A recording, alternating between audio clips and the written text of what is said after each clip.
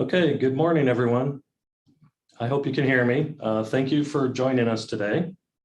My name is Tom Kolios. I'm the Water Supply Planning Section Lead at the district, and I will be the moderator for today's technical workshop. This Zoom meeting is being recorded, and within a few days, the recording will be made available on YouTube. The presentation that you will see here today has been posted to the district's Upper East Coast Water Supply Planning website if you want to view it again later.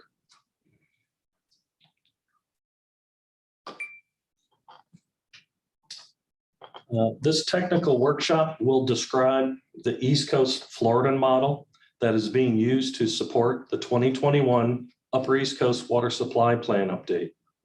Rob Earl will describe the East Coast Floridan model and summarize the results of the updated simulations of existing and future groundwater conditions with the estimated and projected demands contained in the plan update. Under the Zoom format, all attendees are muted. However, we still want to hear from you. We will have a question and comment period after the modeling presentation, so please hold your questions until the end of that presentation. Your comments and thoughts are critical to ensure the 2021 update addresses your issues and concerns, so I encourage you to share those with us. Then Nancy, the Upper East Coast Plan Manager, will describe the schedule for the planning process. Next. Okay. A quick introduction about plans and models. Simply speaking, a water supply plan is a proactive approach toward water supply. We know there will be increased need for water in the future. Water supply plans let us get ahead of those demands by identifying sources and strategies now on how those demands will be met while still meeting the needs of our natural resources. The district has several regional models that cover all planning areas, and they are used to evaluate the groundwater resources. These models are valuable tools used to simulate future growth and withdrawals from specific aquifers. Today, we will hear detailed descriptions of the East Coast Floridan model because most of the future demands for public supply will come from the Floridan aquifer system. Comparisons are made between existing conditions and future conditions, in essence, looking into the future so that potential negative impacts can be avoided with proper planning and design of the public supply well fields. However, because of the scale of these models, results will not give site-specific drawdowns per well as you would need in permitting, but are useful to see regional trends such as changes in water levels or water quality, specifically total dissolved solids. I would like to remind our panelists to remain on mute throughout the presentation. After completion of the modeling presentation, I will have further instructions on providing comments and questions. With that, Rob, please proceed with your presentation. Thank you. Thanks, Tom. I'm Rob Earl. I'm one of the modelers in the Water Supply Bureau in West Palm Beach. And the slides that I'm going to show you today have to do with the East Coast Floridan model, which we used to support the Upper East Coast Water Supply Plan update for 2021. Now, before I get into it, I want to share some of the future direction bullets from the 2016 update to the Upper East Coast Water Supply Plan, which play a role in the slides that I'm going to show you with the work that we did. First of all, the first bullet is the superficial aquifer system use is limited, and as Tom mentioned, most of the water use expected in this area will be coming from the Floridan aquifer system. Brackish water from the Floridan can also serve as supplemental agricultural water source. It's important that we maintain monitoring wells that are critical to long-term monitoring and also modeling. We use these wells when we develop and calibrate our groundwater flow models and our density dependent models, which is what I'm going to show you today. And then the other bullet is any new Avon Park permeable zone well fields really should have greater spacing and lower per well capacity. We're also going to see that a little bit in the slides coming. So again, I want to describe a little bit the East Coast Floridan model. This is the model that we're using to run our simulations to support the Upper East Coast plan. I'm going to tell you about what we did with this model. We put some new updated information into it, and then we recalibrated it, and then we put it to use. We applied it to what the planners needed us to do for the Upper East Coast. So I'm going to tell you a little bit about the model itself. I'm going to tell you what we did to the model and describe to you the recalibration of the model, or the results of the recalibration of the model, and then how it was applied to the Upper East Coast for these two planning scenarios. And then I'll show you the results of those scenarios. Now, the East Coast Florida model itself is the big blue rectangle you see there. The boundaries are Brevard County to the north, the Florida Keys to the south, the Atlantic to the east, and the West Coast Florida model to the west. So you can see already it's a fairly large model. And this red area here up in the northern part is the Upper East Coast planning area. So you can see where it fits into the model. And what we did was we used this entire model to run simulations to see what changing groundwater demands would look like, or the results would look like, in this red area here. The northwest portion of the model domain overlaps, as you can see, with the East Coast Florida Transient Expanded Model, or the ECFTX model. This picture shows you, the layout of the models in the area. So we have our East Coast Florida model here. Over here we have the West Coast Florida model, and then the big black square here is the ECFTX. And I just wanted to point out this overlap area here. Now, some specifics about the East Coast Florida model itself. It's what we call a ModFlow CWAT model, which is a density-dependent groundwater flow model. So what we're able to simulate with this model is not only the movement of groundwater, but the movement of salty water, which is more dense than just fresh water. So because there's a difference in density there, it takes a special kind of model to simulate it. The calibration period for this model is 24 years, running from 1989 through 2012. And the model breaks that up into 288 individual monthly stress periods. The cell size in the model is 2,400 feet by 2,400 feet. Keep that in mind, because that's an important consideration with these large regional models. The model consists of 7 layers, which includes the Upper Floridan and the Avon Park permeable zone. And this model was calibrated to water levels and also water quality being represented by total dissolved solids concentration in the water at milligrams, units of milligrams per liter.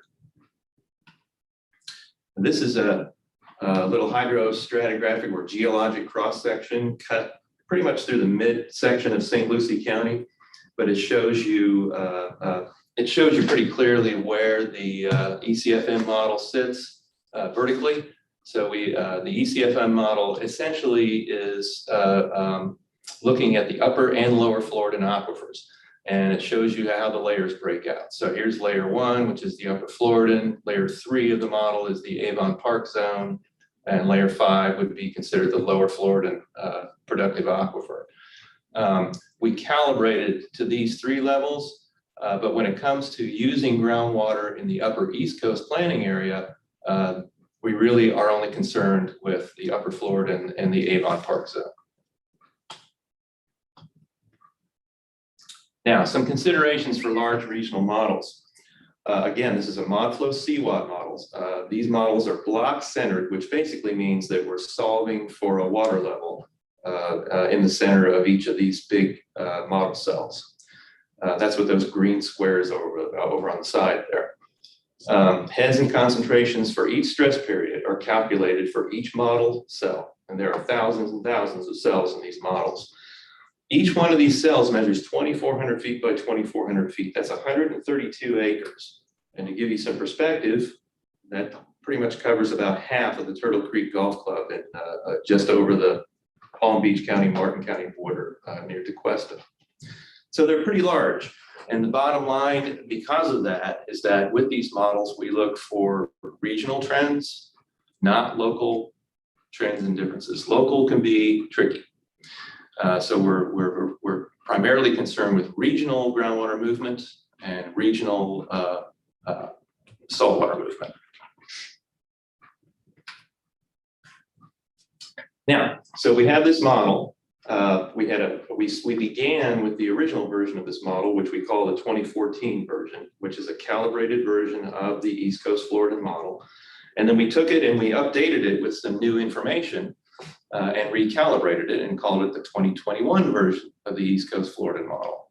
And I want to show you a little bit about the calibration and the update, what we did to update it. First of all, we brought in some information from that area where the ECFTX model overlaps it up in the north. We had some updated layering elevations for the model that we brought in. And we also incorporated some hydraulic conductivity, which is an aquifer parameter that helps to describe the movement of groundwater in a porous medium. We had some aquifer tests, some newer information from aquifer tests that were done from 6 locations sort of scattered across the model domain. And then once we incorporated this new data, we had to recalibrate the model. And we did so to meet the already established calibration criteria. And I'll go over that in a little more detail in just a minute. Again, this shows you the overlap area with the other models in the north, the ECFTX model. Inside that overlap area, which pretty much covers the Upper East Coast planning area, we brought in some newly updated layer elevation data. And we incorporated that into our East Coast Floridan model, the 2014 version, to update the layer elevations.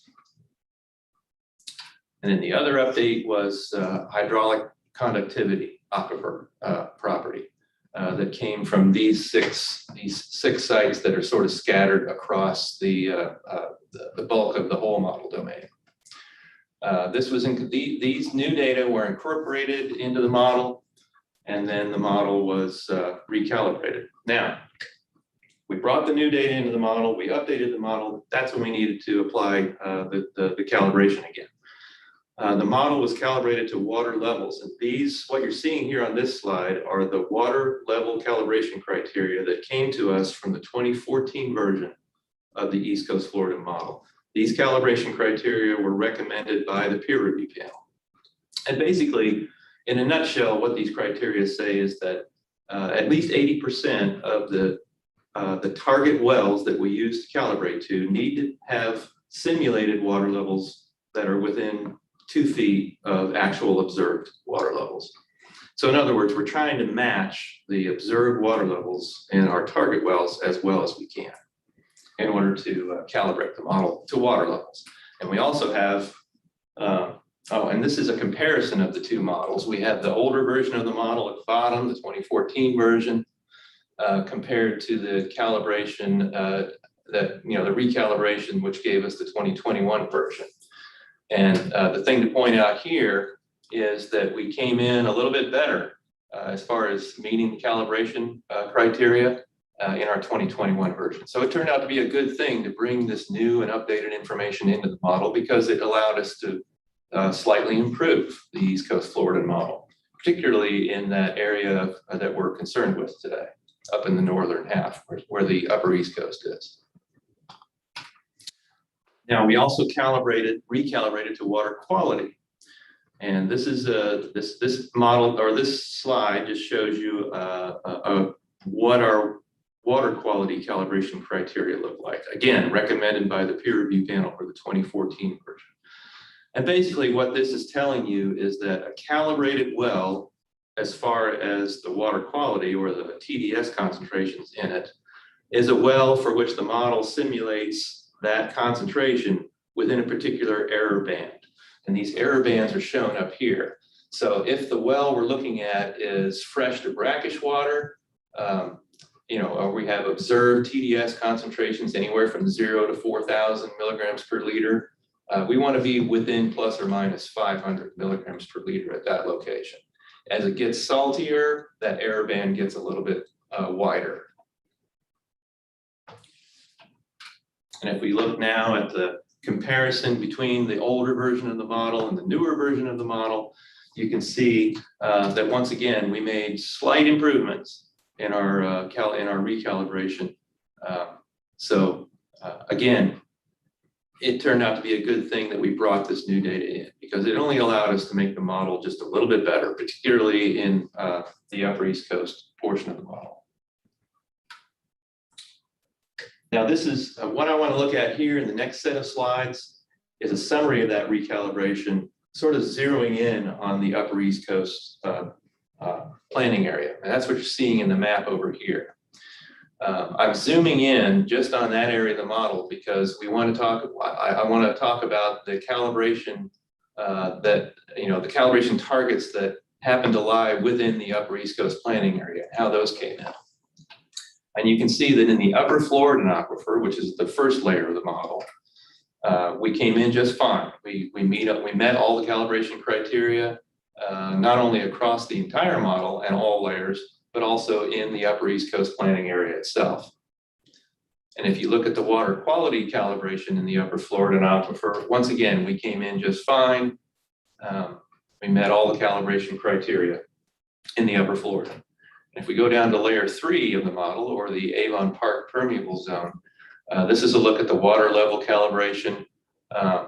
Just note, only 5 of the target wells in the Avon Park zone for the entire model show up in the UEC here. But even those 5 came in just fine for us. We were able to show good calibration in the Upper East Coast planning area there when we brought our new data in. And water quality calibration criteria, here, if you consider all layers of the model, all the calibration criteria are met. And then if we go down to the Lower Floridan aquifer, the layer 5 of the model, we only have 1 target for water level calibration, but it calibrated just fine. And then for the Lower Floridan aquifer, our recalibration did fine for all layers of the model and also just the Lower Florida aquifer of the model.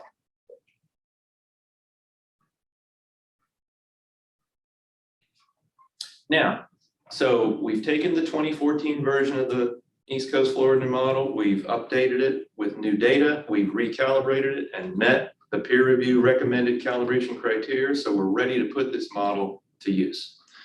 So the planners came to us and they gave us 2 scenarios that they wanted us to plug in to just the East Coast planning area of this model, just that area.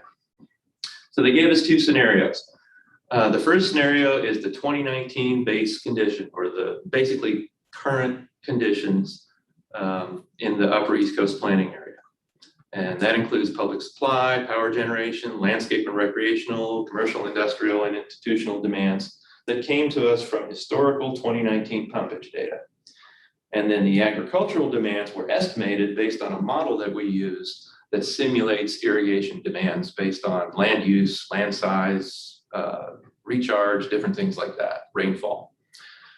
And the other scenario to look at was the 2045 future condition.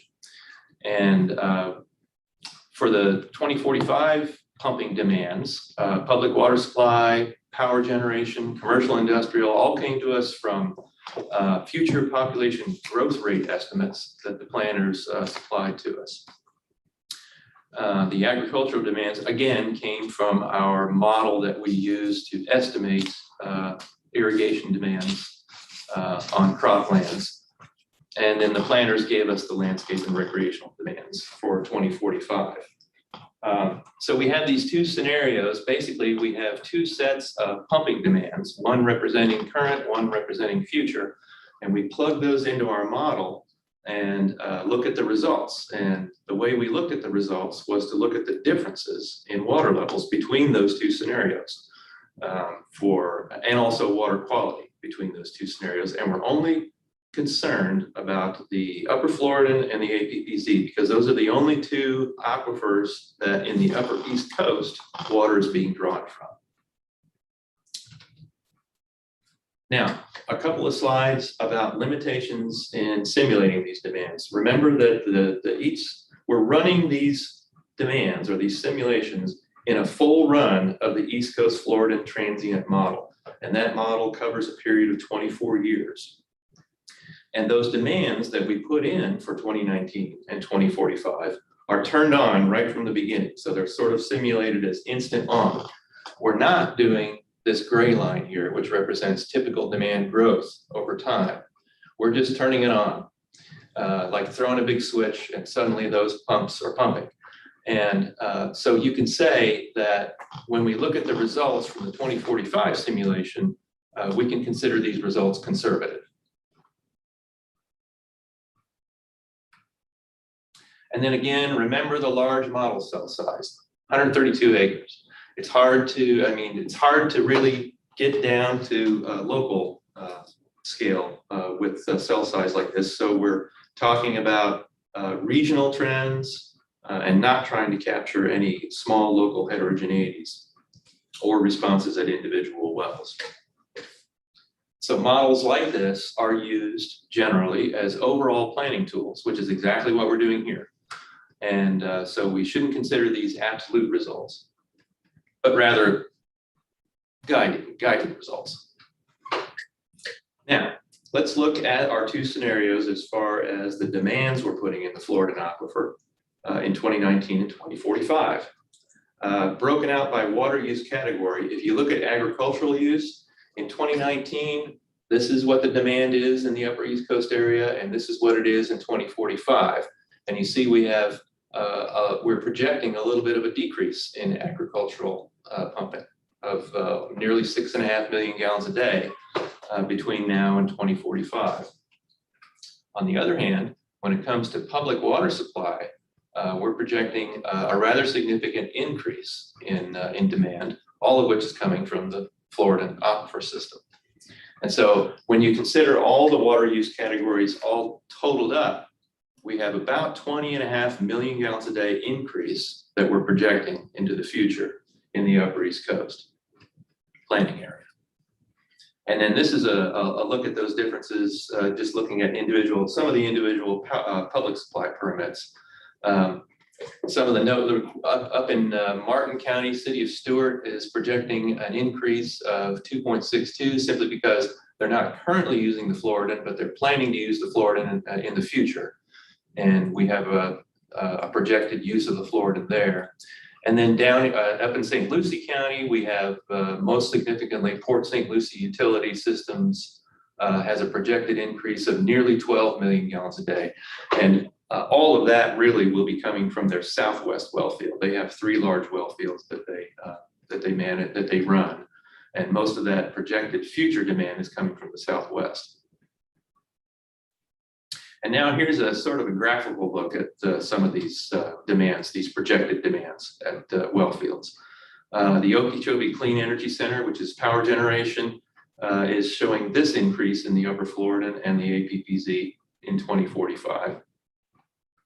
If we look at the St. Lucie County utilities, up here, there's no pumping projected, or there's no pumping going on now at any of these well fields, but they are projected to pump 4 million gallons a day from their proposed north well field in 2045 and 1.4 million gallons a day from their central well field in 2045, using the upper Floridan aquifer only, or layer 1 of our model only. These other 2 well fields that are proposed in the future, they're not projecting any use of those well fields, the Cloud Grove or the South well field. Port St. Lucie Utility Systems operates 3 well fields, the JEA, the Prineville, and the Southwest. And the JEA and Prineville have projected small decreases in use in 2045, whereas the Southwest well field is projected to use almost 13 million gallons a day. About 3.5 of million gallons a day from the upper Floridan and about 9.5 from the APPZ. And then City of Stewart is not currently using the Floridan now, but they are projected to use it to the tune of 2.62 million gallons a day in 2045. Most of that, almost all of it, coming from the APPZ. Up here, Hobart and Oslo in Indian River County, they come into play a little bit in our model results, and that's why we're talking about them, but just touching on them. 1.3 million gallon a day increase at the Hobart well field and 0.7 million gallons a day decrease at Oslo. Again, using the upper Floridan only. City of Vero Beach is 1.67 increase in the upper Floridan. And then Fort Pierce Utilities operates, excuse me, the 33rd Street and West well fields. And these are their projected increases in the upper Floridan and the APPZ in 2045. And then the Treasure Coast Energy Center is projected 1.89 million gallons a day increase using the upper Floridan aquifer only. Now we're going to look at the results of our simulations. We have our model that's been newly calibrated and updated and improved. We've put it to use. We've run these simulations, and the way we're going to look at it is we're going to look at differences. And this is how to read the pictures that I'm about to show you. Again, we're going to be looking at the last month of our model run. Remember, the model runs 24 years, which is 288 months. And when we run the model, we're going to be, we looked at the water levels from the last month of the model run, which is month 288. The wells you're looking at in these figures, the little green triangles are agricultural wells. The blue circles are your public supply wells. And then the power generations are just little black triangles, or I'm sorry, diamonds. We're only looking at layers 1 or 3 of the model. We'll start with layer 1, and we'll go to layer 3. Layer 1 is the upper Floridan, layer 3 is the APPZ. And this red boundary here is the boundary of the upper East Coast water supply, the upper East Coast planning area. And we'll be looking at head differences in feet. That's what this legend here is telling you. Now, the next figure is the results itself, and they'll fit right on this figure. So I'll walk through it once again, just to make sure you understand. What we're seeing here is the upper Floridan aquifer water level difference, or the difference between 2045 water levels and 2019 water levels. So we have a well that's pumping demand at 2019 demand levels and a model pumping at 2045 levels, and we're simply looking at the difference between the two. And we would expect in areas where there's more pumping to see the water go down. That's what the beige and the red areas look like in this model. And then where we have less pumping or wells possibly being turned off, that's where the green areas are. And that's what you're seeing here. 17 feet of drawdown is projected at the St. Lucie County North well field, where it's projected to pump 4 million gallons a day from the upper Floridan aquifer in 2045. And I think I have I don't have a close-up to that, but I will in a minute. We have about 6.5 feet of additional drawdown at the Treasure Coast Energy Center because of its nearly 2 million gallons a day increase in the upper Floridan. So that explains this area of drawdown in this area of the model here. Now, we do see a little bit of rebound. Remember, I mentioned that there's going to be a little bit of a decrease in pumping at the JEA well field of the city of Port St. Lucie, and also some agricultural wells near the JEA well field are projected to decrease or turn off in 2045. And the same thing is happening out here at Vero Producers and Circle T Ranch and some of the permits, the agricultural permits in this area. They're projected to go away in 2045 or turn the pumping way down. And so that results in a little bit of a rebound. So just keep in mind what you're looking at here is areas of drawdown, which is the beige to red areas, and areas of rebound, which is the green areas. And this shows you in a nutshell what the effect of the pumping and the increase in pumping going into the future would look like.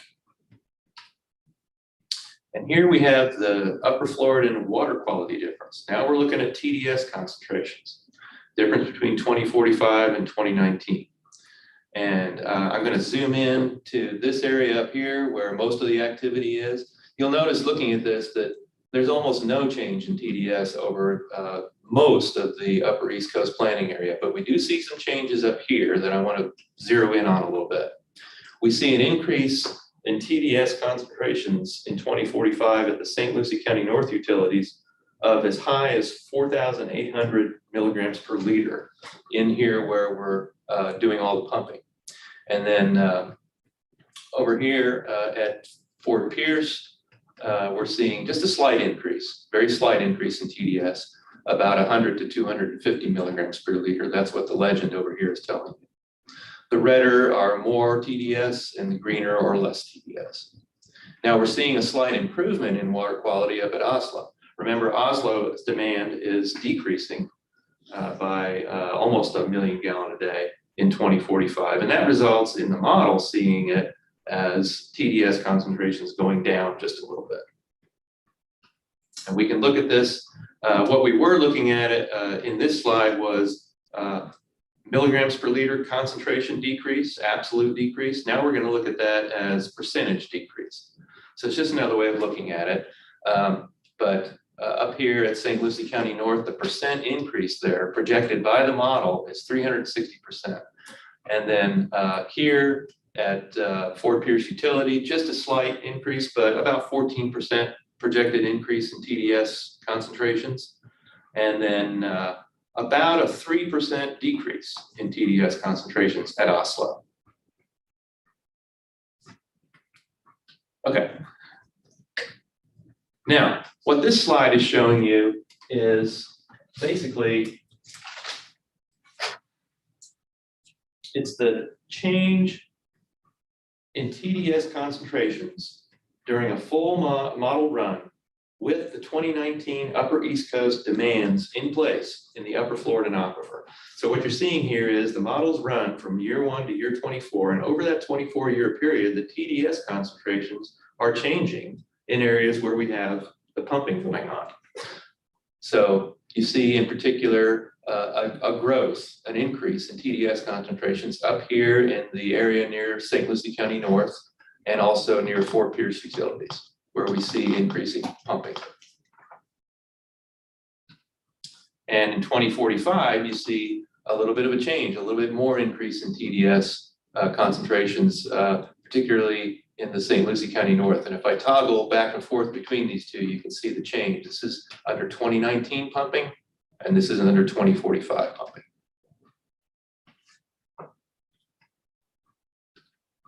And this is the same thing again, but looking at percent differences in TDS. So we have the 2019 pumping, 2045 pumping. So you can see how the areas where the TDS concentrations grow in response to the pumping demands that are going on over the course of a full run of the model. Now what I want to look at is horizontal flow. These little arrows that you see, these little triangles represent, the black ones represent Upper Floridan horizontal flow of groundwater, and the red ones represent, in 2019, and the red ones represent the flow of groundwater in 2045. And we've taken these and laid them on top of one another, and you're going to see them more clearly here in just a second. Just to show you, you can see subtle changes in the direction and the magnitude of groundwater flow between 2019 and 2045. And I want to first zero in up in the northern part of our model domain right here. And if you look at it, you can see that near the St. Lucie County North well field, there is a change. There's a noticeable change. The black arrow here has grown because the red one's just a little bit bigger, and it's a little bit bigger here, and it's a little bit bigger here, and these have changed a little bit, and that's because in 2045 we've turned on 4 million gallons a day here, so we're pulling more water, and as we pull water, you would expect to see the groundwater flow around it to change and turn and head towards it, and that's exactly what you're seeing here. And down here, you can see with the JEA well field, remember JEA is backing off just a little bit in its demand in 2045. And the result is the 2045 arrow, which is the red one there, has turned away just a little bit from the well field. So there you can see a little subtle change in the groundwater flow field in reaction to the change in pumping. And then if we zoom into a little bit more south, you can see here that, again, there's that subtle change around the JDA well field. And here at Southwest, even though we have a significant increase in demand in 2045, there's very little change in the groundwater flow. Very little change in the groundwater flow magnitude or direction. And also, very little noticeable change in the upper Floridan aquifer, city of Stewart here. But remember, Stewart is going to be pumping primarily from the APPZ in 2045. So that's just a quick look at the horizontal flow of groundwater around these pumping wells. So you can see how, you know, when you turn these wells on, the effect it has on the flow field around it. Now we're going to talk about the Avon Park permeable zone. Same suite of slides that I showed you before, only now we're down in layer 3 of the model. Now notice up here, St. Lucie County North well field is showing a drawdown of 3 feet. Remember, we had 17 feet of drawdown up in the upper Floridan aquifer just above it. We're not pumping anything from the APPZ at this proposed well field, and yet we still see 3 feet of drawdown. And that's in a reaction to the pumping that's going on above it. And we have about 2 feet of rebound near the JDA well field, and then another little area over here where we see a little bit of rebound where Vero Producers is projected to, I think, turn off some of their wells. And that's about a foot of rebound. And then if you look at the water quality differences, we're seeing a little bit of a degradation of water, about 1,000 milligrams per liter increase in TDS up in the area of the St. Lucie County North well, under the influence of upper Floridan pumping only. And then down here at Port St. Lucie in the southwest well field, we're seeing a little bit of upwelling of salty water here from the pumping. But not quite as high as up in the north, about 700 milligrams per liter increase in this area here. And City of Stewart has over here, whoops, I'm sorry, has about 1,000 milligrams per liter increase in TDS as a result of pumping 2.6 million gallons a day proposed in 2045. So that's going to pull in a little bit more salty water there. And then this is looking at the same thing, but as percentages. St. Lucie County North, the percent increase here in the APPZ is only about 5%. Down here in the southwest well field, it's about a 30% increase. Remember, most of the pumping is coming from the APPZ in 2045. And then City of Stewart, about a 21% increase in TDS concentrations. And then again, this is that look, the change in TDS across a single model run with 2019 demands in place. And this is in the APPZ. And then this is in 2045. So if I toggle between the two, you can see the difference. This is under the influence of 2019 demands and 2045 demands.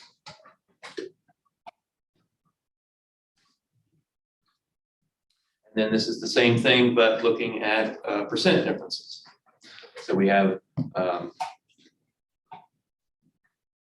over here at North Jensen Tropical Farms and the South Martin Regional Utility, we're seeing about a 30% increase or growth in TDS concentrations over the course of a model run.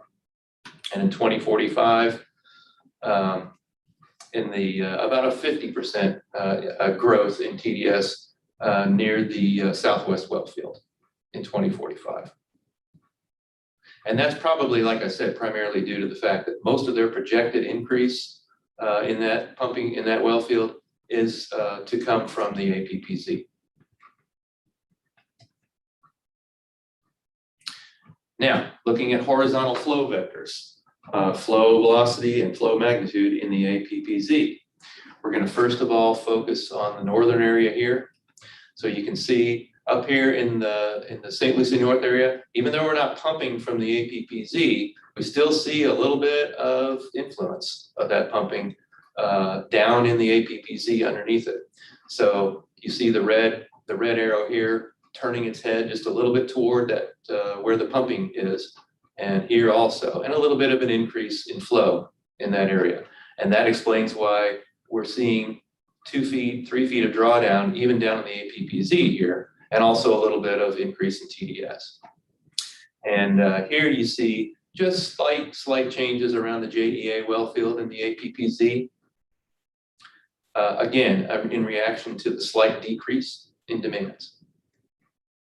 And then if we focus on moving a little bit more south in this area, here we see City of Port St. Lucie, the JEA well field, very slight increase, very subtle changes. I really see no noticeable change around the southwest well field, maybe a little bit of a change right here, even though there's substantial increase in pumping projected in 2045 there. And then City of Stuart, there's a slight change in flow direction here toward that City of Stuart well field because it's projected to pump most of it from the APPZ in 2045. Now, so I've gone over the results of the 2 simulation planning scenarios, 2019 and 2045, as far as changes in head and changes in water quality. We also took a look at artesian head.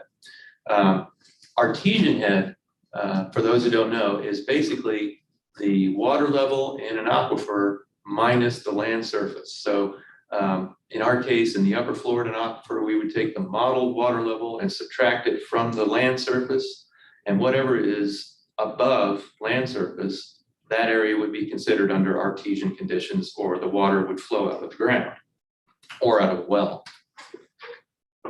And this is land surface elevation. So you can see that up here in the green areas, these are ridge areas. This is a high.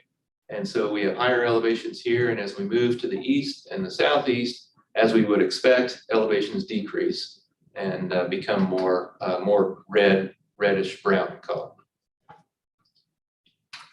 Now, the upper Floridan artesian head in 2019, what you're seeing here is the simulated upper Floridan modeled water level or head taken from one particular stress period in our model. And we picked out stress period 218, which is month 218, which is February 2007, which happens to represent a dry month, which is also a 1 in 10 drought condition. So if we're looking at 1 in 10 drought condition in 2019, under 2019 pumping, the artesian head looks like this. And so you might expect, where we have pumping centers and pumping going on, the artesian head to fall a little bit, and it does. And so we see higher artesian heads down here where the greens and the yellows are. And as we get into the red areas where more and more pumping is going on, it depresses the artesian head a little bit. And so we see a little less artesian head or artesian water levels. Now, if you look at 2045, we can see, and I'll toggle between the two, you see the growth in the falling of the artesian head. In other words, there's less artesian head where we have greater pumping in 2045. And if we take these 2 artesian head figures and subtract them, we have a difference map that looks like this. And again, we're looking at February of 2000 water levels from our model, subtracting it from land or surface elevation for 2019 and 2045, and then we subtract those 2, and we can see where the greater loss of artesian head is. And as you might expect, where we have more pumping going on up here in St. Lucie County, we see a greater loss of artesian head.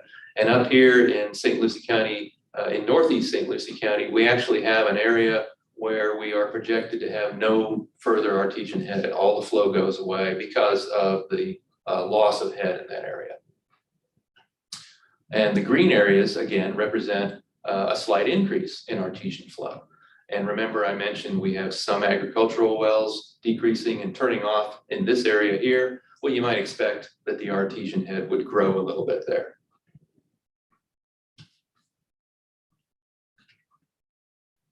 And that's a close-up of those areas.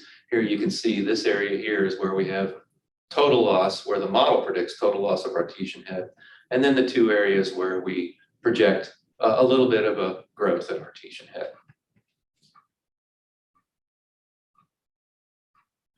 Now, the last thing I want to look at is some of the hydrographs. We've looked at these model results aerially using maps and looking at differences in water levels. We also can look at them in terms of hydrographs, which is the change in water level over time. So when you look at the bottom of these graphs, this is month 1 through month 288, which represents January 1989 through December 2012. This is the whole model run. And over the course of the model run, this is what the water levels do. They sort of change like this over time.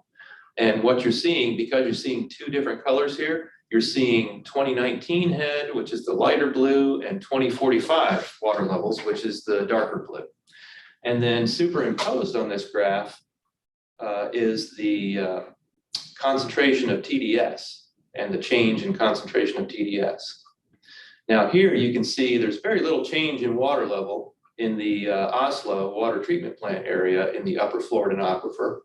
And we see a very slight decrease in TDS concentrations. So the lighter line here shows you that concentrations of TDS actually go down a little bit because the orange line is the 2045 TDS concentration.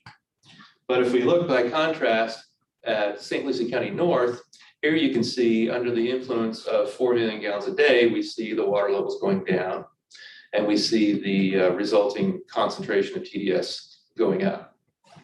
And yeah, I want to point out to you also, along the y-axis here, these are concentrations of TDS, but they're not consistent across these hydrographs. So you want to pay attention to this, the scale of this here.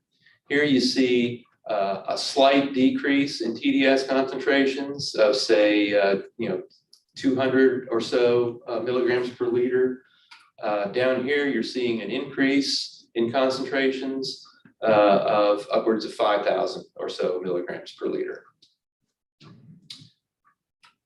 And here's the hydrograph of the upper Floridan aquifer near the Fort Pierce Utilities Authority. Here we see the water levels going down a little bit under the influence of the pumping and the associated slight increase, about an increase of about 1,400 to 1,600, so about 200 milligrams per liter increase in TDS concentrations under the influence of the pumping that is causing the water levels to go down a little bit. That's Fort Pierce. And then also in the upper Floridan Treasure Coast Energy Center, where the pumping increase shows the water levels going down here and a resulting very small increase in TDS concentrations, about 200 milligrams per liter. And then here's a look in the Avon Park zone now. Now we're down in layer 3 of the model at St. Lucie County North. Remember up here, we looked at this one, which is up in the upper Floridan. This is where most of the pumping, this is where all the pumping is going on. So you would expect to see the water levels go down and the TDS concentrations go up. The same area down in layer 3 of the model, we're still seeing that little bit of drawdown, about 2 or 3 feet of drawdown in water levels, and the resulting change in water level and TDS concentrations. But here it's a change of about 11,000 up to about 12,000. So about 1,000 milligrams per liter change or increase, even in the Avon Park zone. And then here is looking at the southwest well field of the city of Port St. Lucie utility systems. Here we have that large increase of about 13 million gallons a day, most of which is coming from the APPZ, about 9.5 million gallons, million gallons a day increase in the APPZ. We see the water levels going down just a little bit, about 2 feet or so, and the resulting change in TDS concentration. But here, remember paying attention to the scale along the side, we see a change of only about 2,400 to about 3,100 or so, so about 500-600 milligrams per liter. And then near the city of Stewart, we have this change in water levels from into the future, and then the resulting increase in TDS concentrations of on the order of 4,900 to about 6,000, so 1,000 or so milligrams per liter increase projected in 2045. Now, I showed you a lot of pictures. I tried to keep it as simple as I could, but I want to sort of sum things up by talking about water levels and water quality. What we can say about water levels based on our modeling results is that in the upper Floridan aquifer, except for up in the northeastern corner of St. Lucie County, our predicted drawdowns under the influence of future pumping in most of the upper Floridan are less than 2.5 feet of drawdown. In the APPZ, we have by and large less than 1.5 feet of drawdown predicted throughout most of the planning area, except again in northeastern St. Lucie County, where we see as much as a 3-foot drawdown predicted. For water quality in the upper Floridan aquifer, again, except for northeastern St. Lucie County, most of the area is predicted to have very little change in TDS concentrations, less than 250 million gallons a day. In the APPZ, there's a potential for upward movement of the APPZ water into the upper Floridan, which may degrade water quality, especially up in northeastern St. Lucie County. And we're seeing anywhere from 700 to around 1,000 milligrams per liter increase in TDS concentrations predicted at the city of Port St. Lucie Southwest, the city of Stewart, and St. Lucie County North Wellfield. Everywhere else, you're going to see less than a 250 milligram per liter TDS increase in the APPZ. So in the end, at the end of the day, the Floridan aquifer generally appears capable of meeting all projected demands of all users through 2045, as long as appropriate wellfield management is used. Now, I want to thank my friends that I work with in the modeling department, Mirja and Uditha, who did the bulk of the work to show, to provide the information that I've shown you. And I really appreciate working with these guys. And I want to thank you for listening. And I hope that I didn't weigh you down with too much information. I tried to keep it simple and I tried to keep it on point. But again, thank you for your patience, and we'll be able to take questions and comments. All right, thank you, Rob. That was a good presentation. There was a lot of material thrown at you all at once, so I'm sure that there could be some questions. Let's go over some housekeeping items first, though, if we could. We have about 18 or so attendees, and we want to have everyone have a chance to ask questions and provide comments. You'll see on the slide that there is a way to raise your hand in Zoom. If you're participating via phone, *9 raises your hand, and *6 mutes and unmutes your phone. So when you're called upon, please state your full name and affiliation prior to providing comments and questions. With that, we can begin with questions and comments. I saw it looks like Doug Barnique. Go ahead, Doug. If you can unmute yourself, go ahead. Can you hear me? Yes. Good. Good morning. Yeah, my affiliation is with the Indian River Citrus League and the St. Johns River Water Management District Governing Board and the Indian River Lagoon Council, and I guess an ex-member of your RAC since it was started. By the way, your RAC came down from the St. Johns. They used the template of our Ag Committee to form your Ag Committee, which became your RAC. But my comments are a couple, and they're old comments. I know that your staff online are going to roll their eyes, but roughly 400,000 acre feet of water go to tide in that basin. All of Martin and all of St. Lucie have been plumbed since World War II to go to tide completely. About a third of that water should go north into the upper St. Johns Basin. We have a 200,000 acre marshland starting in Indian River County and going up to Brevard County that's been created and we need more water. We need that water that you're forcing to tide. And every gallon of that is needed for the state of Florida and for the citizens north of you. And I urge you and your staff to consider connecting our districts. A lot of people I've read in the press have said, my God, why would we give up our water?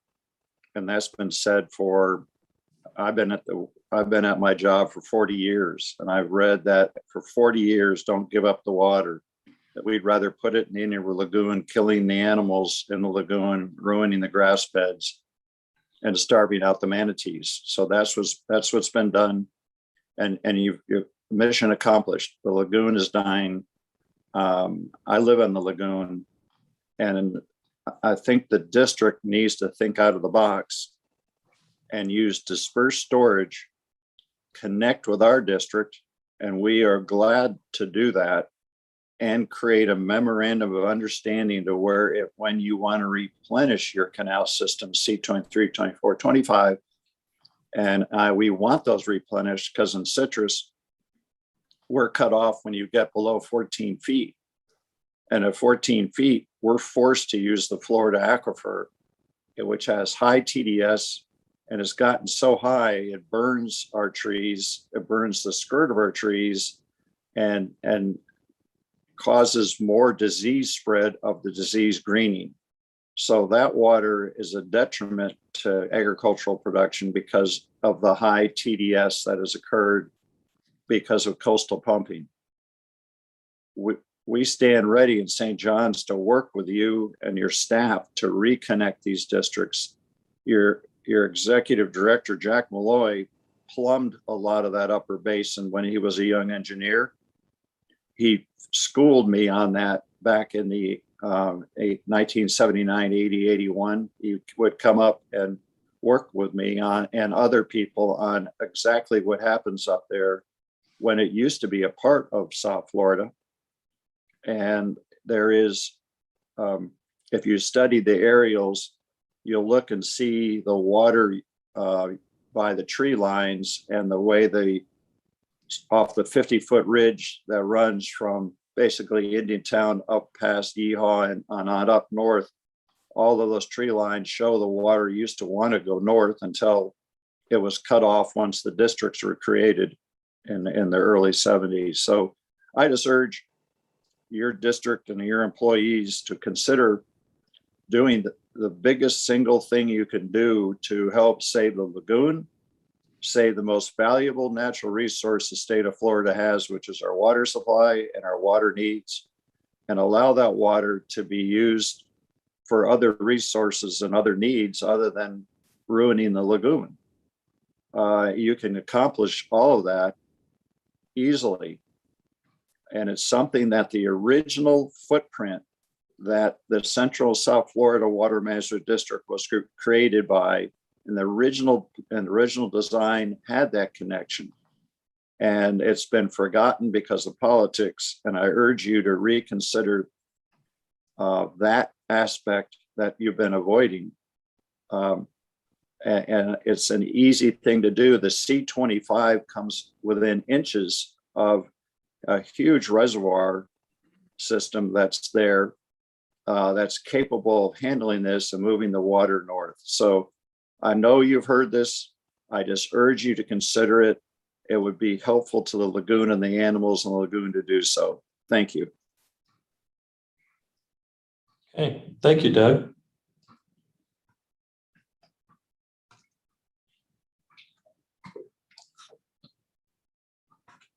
Let's see if anyone else had any questions or comments. Let's see, any hands up? I think if you go to the top. Oh, here we go. Oh, there's one. Okay. Looks like Rebecca Elliott from FDAX. I think you have your hand raised. Okay, Tom, I just hope I unmuted. Can you hear me? Yes, we can hear you. Yes. Hello, it's Rebecca Elliott, Florida Department of Agriculture and Consumer Services. And I apologize to Rob. My laptop froze during his presentation as he was getting into the area that I was most interested in, which is the artesian head part of the presentation. Maybe this isn't really a question, for him, but for water supply planning for the Upper East Coast in general is, just encouraging you to do the evaluations necessary to really determine how the loss of artesian well head may be impacting the existing legal permits in the area for the agricultural interest. I know that's always been a concern in the Upper East Coast, and I just want to make sure that that's still at the top of the list of things to look at. Thank you Okay. for letting me comment. Thank you for your comment. I think that, again, this model as a regional tool doesn't answer the site-specific question I think that you're asking for any individual permit holder. It's more for regional trends, right? So it can be useful to have utilities and users design their well fields appropriately to spread out their influences and hopefully lessen the potential for any sort of impact. But the detailed impact analysis for protection of existing legal users happens at the permit level, which I know you're aware of. So thank you for your comment. Does anyone else have their hand raised?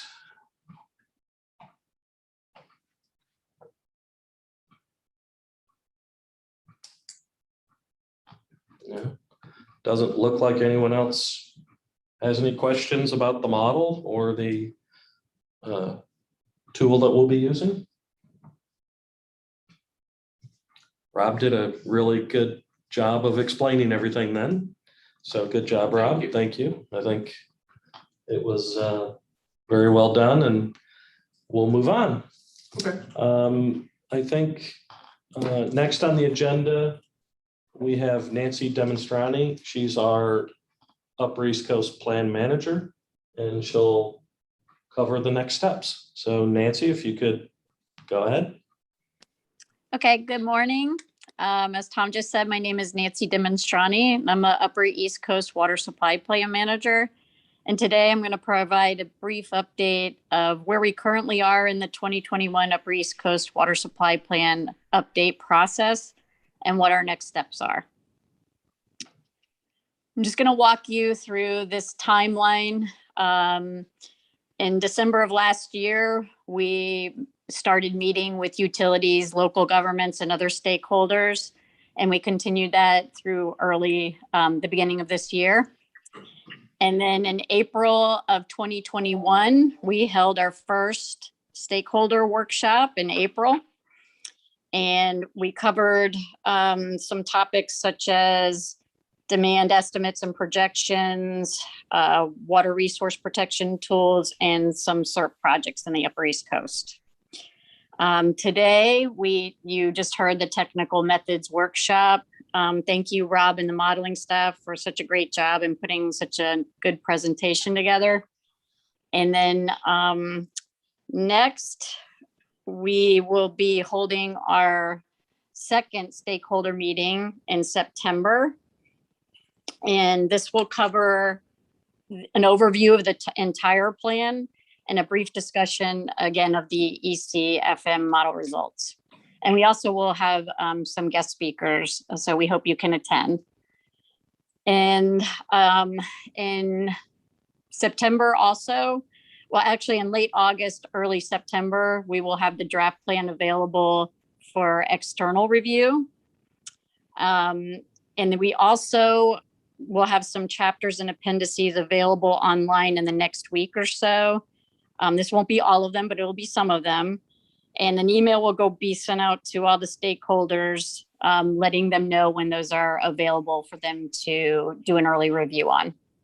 It's just to give you some extra additional time to look over some of the chapters and provide some comments on them. And then our final step is the governing board approval, which is expected in November of 2021. And that's really it. If you have any questions, feel free to contact me or Tom, and we'll be happy to answer any questions about the update process.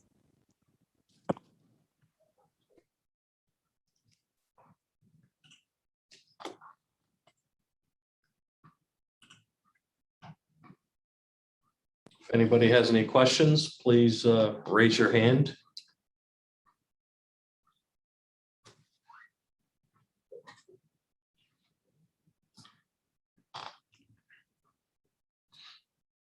Scroll down. Is there anyone else on the list? It would show here if we had any hands raised.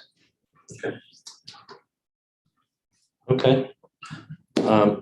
With that, I guess we have no questions or comments about anything that you've seen here today. Thank you again for Rob and Nancy for presenting. And Mrs. Thurlow Lipich, Governing Board member, thank you for attending and listening in. Everyone who participated in the workshop today. As a reminder, in a few days after this workshop, this workshop was recorded and will be made available on YouTube. And the presentation that you saw here today is already posted on our Upper East Coast Water Supply Plan webpage. So thank you again, and I hope everyone has a good afternoon.